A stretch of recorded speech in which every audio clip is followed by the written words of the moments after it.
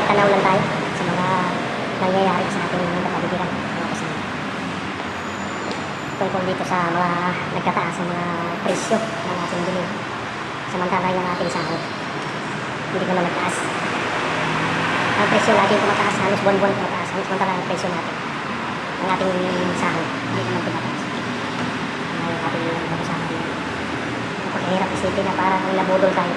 Alam niyo ba mga kasama? Itong tira na ito.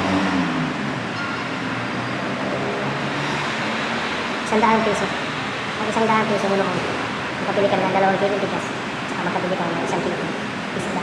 Yung mga simpleng isda lang na pagkain ng mga mahirap. Pero ngayon, yung 100, order ka na isang order na ulam, magkano 70, 75, 60. Wala nang 50 ngayon mga kasama. Plus kanin, magkano isa 15 pesos. Ang 100 mo, talagang tutusin ngayon, isang kain. Ganito ka lupit ngayong panahon natin. Hindi na mabalik yung noon na talagang may halaga pa yung 100. Magdala ka ng 1,000 sa palengke ngayon, parang 100. Bibili ka ng 5 kilong bigas, magkano na yun? Bibili ka ng 1 kilong isda. Magkano ang kilong isda? 100 plus. Wala na. Yung 1,000, wala na. Pamasahin na lang natin. Pagdating sa bahay, yung 1,000, wala na.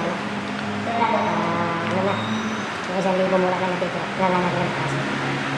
Ganun kalupit ang ating nangyayari sa ating kapaligiran na hindi naman balik na. So, yun lang mga kasanggaan na isip. Maraming sa hindi natira ang 100 ngayon. So, nalito na mga kasanggaan. Bye-bye!